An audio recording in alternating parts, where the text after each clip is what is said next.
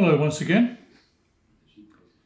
Now, having lived through many things in my life, and along the way I've questioned most everything, I've come to the conclusion that as the human race, despite advances in technology and life expectancy, we've regressed into neurotic slaves to the system. And granted, we have advanced enormously technologically, but we've regressed as a society to the point of extinction by wokeism and the apathy that follows it, which brings into question where we are today, heaven or hell.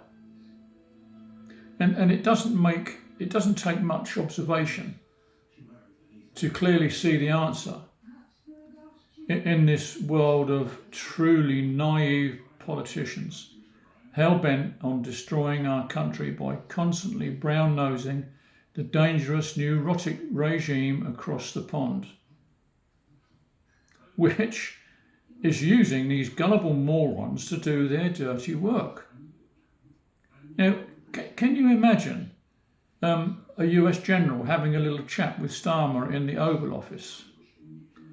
Well, listen, Prime Minister Starmer, we are with you all the way, sir.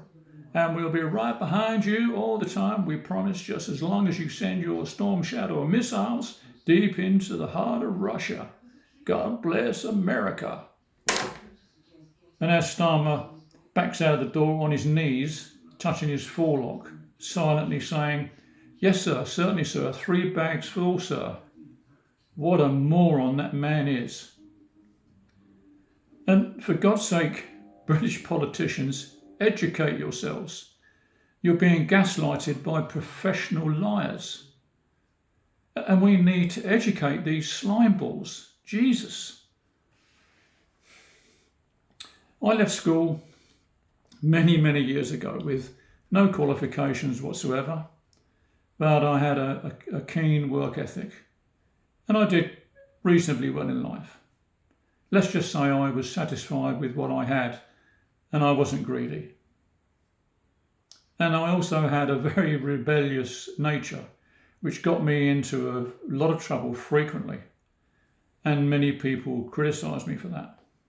But I couldn't give a damn. As it turned out, it saved me from the mass formation psychosis that ruled the world these last few years. And I did not comply with the governmental advice, and I never will.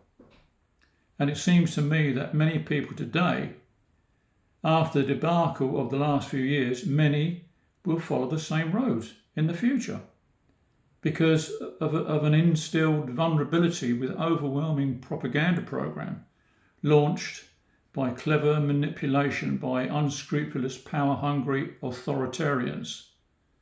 And fear is the key.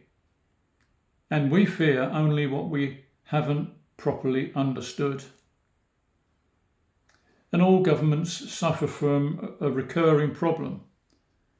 Power attracts pathological personalities.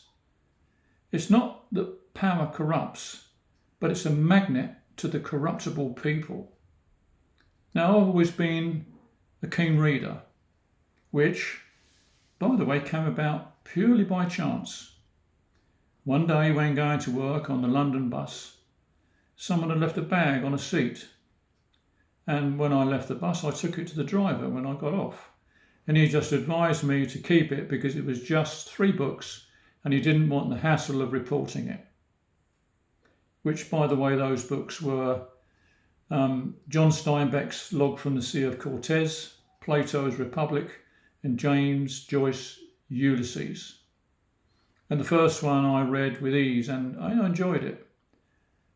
And I became a lifelong fan of John Steinbeck. And the other 2 were far too difficult for me as a 17-year-old. But I managed them both later in life. And The Republic by Plato was a revelation, especially in today's world. And he discusses Plato's cave. And Plato's cave reveals the nature of human beings lost in whatever they're shown or told, that never dare challenge it. Very much like The Matrix and the blue and the red pill. I'm sure everyone's seen that film. And basically, perception is not always reality. What we see and understand is not necessarily the truth. And propaganda is a living example of this, and we're crushed by it. And now they say that ignorance is bliss. No, it isn't. It blinds us to the truth and traps us in our own personal cave, forever ignorant. So anyway, I kept those books, and I'm extremely grateful for that chance event many years ago. Or was it? Was it a chance? Since then, I've come to the conclusion that just maybe our lives are already decided for us, and whatever road we take is the one chosen for us. By whom? That's a big one, and I'll leave you to decide that. In the meantime,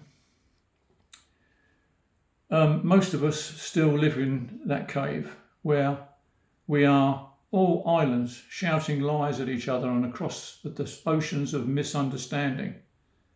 And people will come to love their oppression, to adore the technologies that undo their capabilities to think. Welcome to the world of illusion, my friends. It's a trap set by our own misunderstanding. And let me give you a perfect analogy of that life. It's like being in a room where everyone is drunk and everything seems normal to everyone else, but if you're sober, you can clearly see the drunk people. And it's a bit like being awake to all the lies we've been told, but the intoxicated can't see it.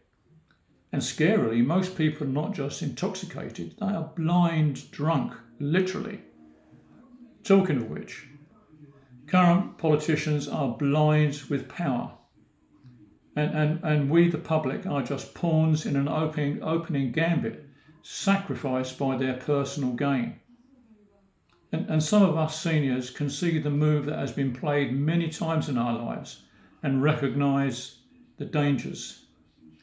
Tragically, getting older is inevitable. Getting older and wiser is an opportunity that sadly most people miss.